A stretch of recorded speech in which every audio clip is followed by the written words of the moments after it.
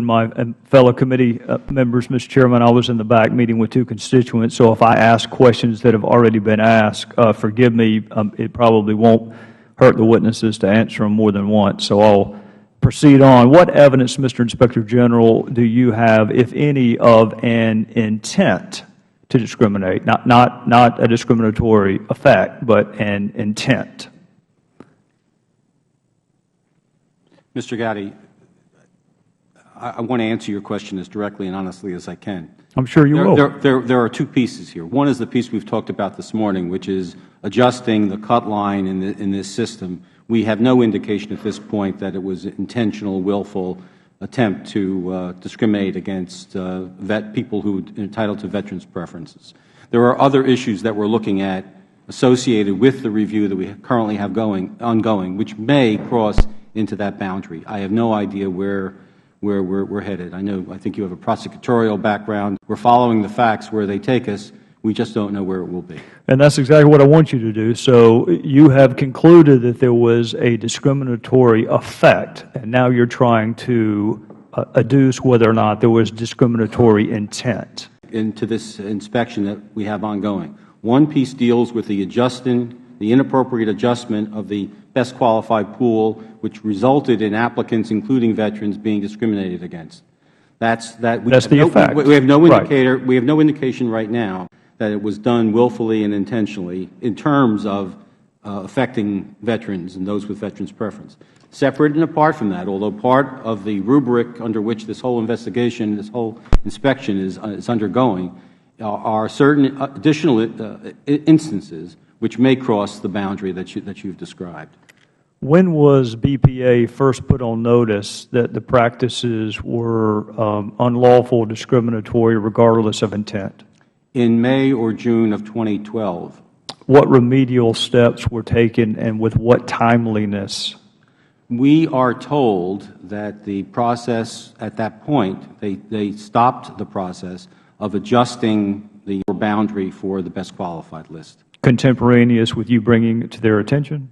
They received it from their own folks as well, individual human management program at Bonneville. Ms. Decker? However, Mr. Gowdy, an important point. This is a two-part process. One part, which Ms. Decker referred to, which is we refer to in our report, which is in a sense as important, is that there are remedial actions that need to be taken to address those who have been negatively impacted. You must notify them. Those are definitely two of the parts. I'm primarily interested in how we got to those two parts. Okay. I'm interested in, and I can start with Ms. Decker, I'm interested for the motive. What motive exists to have a discriminatory practice that adversely impacts veterans, whether it was intentional or not? What is the motive? Representative Gowdy, as I understand it, there was no motive to discriminate. There was a motive that was inaccurately applying the category rating. So you're just telling me it was simply negligence that adversely impacted this discrete group, but there was no intent? The evidence I have to support that is that it impacted both veterans and non-veterans. There were jobs where there were no veteran candidates, and yet the category was altered. Who made the decision to adjust the parameters that led to this? They were made in our staffing organization. Who was the boss? Who was the head of all of them? Who's the final decision maker? So the director of the Human Resources Organization at that point was a gentleman named Roy Fox, and he had a staffing manager. I do not know where the final decision on how the application occurred was made. Well, I guess what I'm trying to get at is somebody did some adjusting. They had to have a reason for doing it. I didn't read a horoscope that morning and decide to do it. They had to have a reason to do it. What's the reason? As I understand it, and this may not be a full answer, as I understand it, the way they interpreted the regulations, so their interpretation was faulty. They believed that there could be a modification of the category after it was initially set in the hiring process. That was inaccurate. You cannot move the category. I don't know the specific motive of the staffing manager to make that a policy call. Mr. Chairman, I'm out of time. I had one more question. or not. I understand, Mr. Chairman, that in January of 2012, DOE gave BPA an award for hiring veterans. I'm trying to figure out how in the hell you can have a discriminatory practice, intentional or otherwise attention, the whistleblowers, and then qualify for a DOE Best Practices Award. I'm having a tough time reconciling all three of those, but I'm also out of time. Well, if someone can justify that or explain it, I'd appreciate it. Ms. Decker. So there's a fine point that I'd like to underscore, not quite. Sure, we want the on that record to be complete. Okay. Representative Gowdy, you asked the question of Mr. Friedman whether the stopping of the practice at Bonneville was a result of the IG. The stopping of the practice at Bonneville was a result of staff talking to management and saying that they were concerned about it, and that stopped the process. It was not Well, out of time, but if I weren't out of time, I would ask you, how long did that take? I mean, was it stopped the hour that you learned of the practice, the minute of it, the week, the month? It was stopped within 2 days.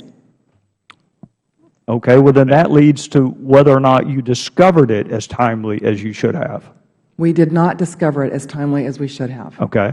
Well, look, I'm not averse to giving credit where credit's due, but I can't give you credit for that fact pattern, and I still haven't heard an answer how you qualify for a Best Practices Award. I would offer This will be the final answer. Yeah. I don't mean to No, please go ahead, Secretary. Look, this, as I said at the outset, Congressman, perhaps when you were not here, this is a storied and very distinguished organization with a great history, and they've done a lot of great things in a lot of great areas, and right across the board.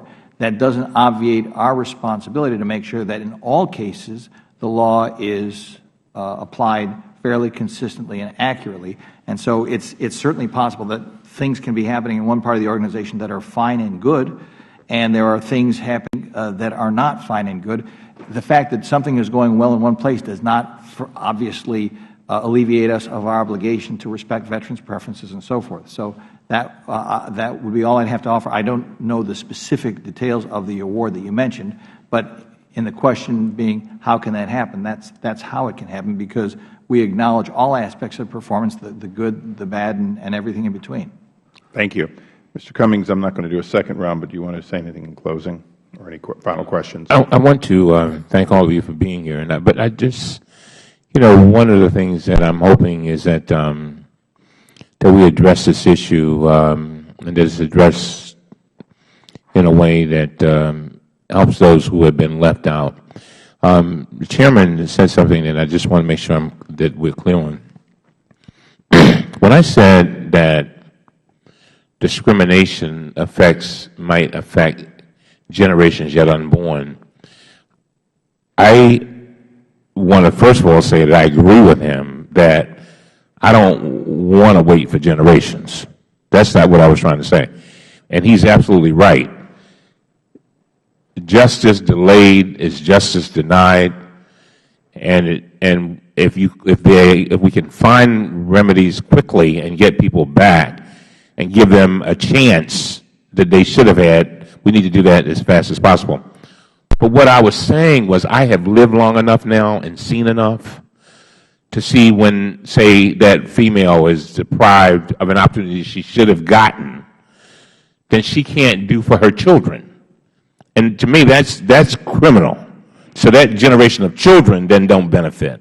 And I've seen it with African Americans deprived over and over again, and then they die not getting the opportunities they deserve. To me, that's criminal because you basically have shut off opportunities for them in the future and for their children.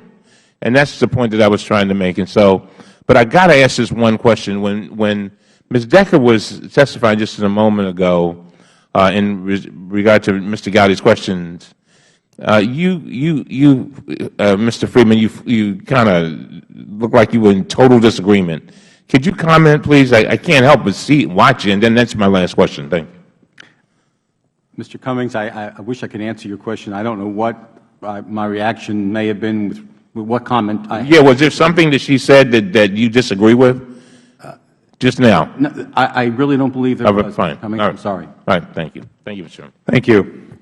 I'm going to close with just a couple of quick points. Mr. Secretary, I know that within the Federal Government, Ms. Decker is not the only person who is on administrative leave, finding themselves being paid but without a job. I can't speak for the government. I've only spent my military time and then my time here with the government. But this practice, under your watch as essentially the Chief Operational Officer at the Department of Energy, this practice of not finding a way to either begin direct disciplinary action or find some way to get some modicum of benefit from somebody who is in the senior executive service who is highly paid. Now, I know that sometimes people say, well, if you take me off administrative leave and don't give me an equal level job, that in fact I'm being punished. But I will tell you, I would rather this committee have to look at whether people are finding the highest and best use for somebody that for some reason cannot return to their exact position. I'd rather have that than have somebody who simply is being paid not to come to work. That's as somebody, a private citizen, and I'm now speaking as a taxpayer, that I think you can do better. Or Ms. Decker can be told why she's on administrative leave and action could be begun. And that's part of what we'll be voting on the House floor today. So that's not an order. It's just something from a citizen who pays a not insignificant amount of taxes.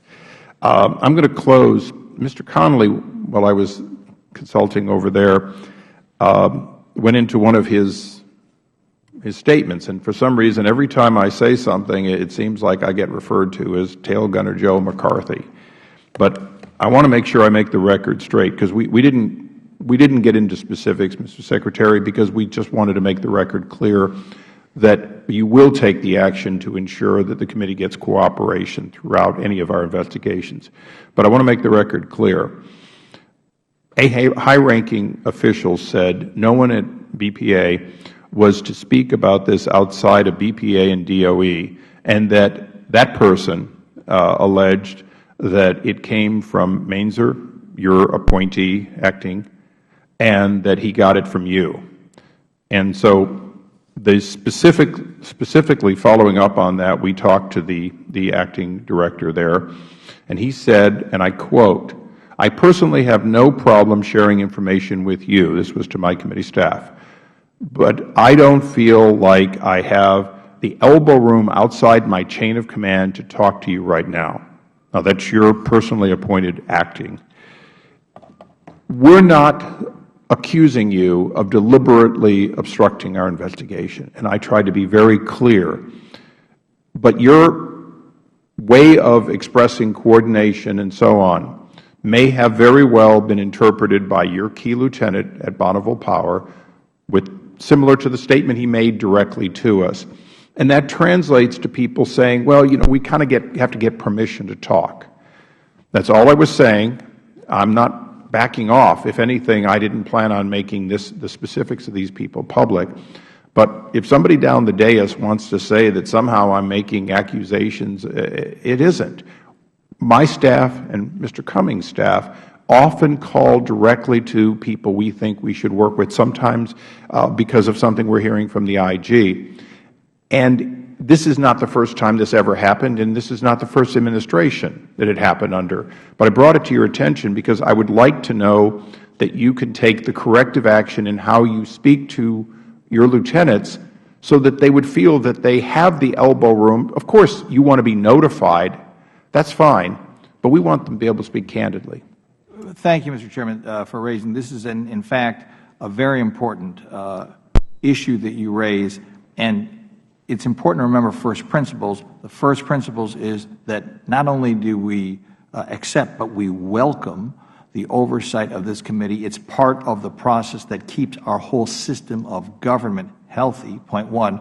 Point two, we always endeavor, sir, and I think we've got a good record, and we're always, as I say, we require that we improve our performance by our own metrics to be cooperative.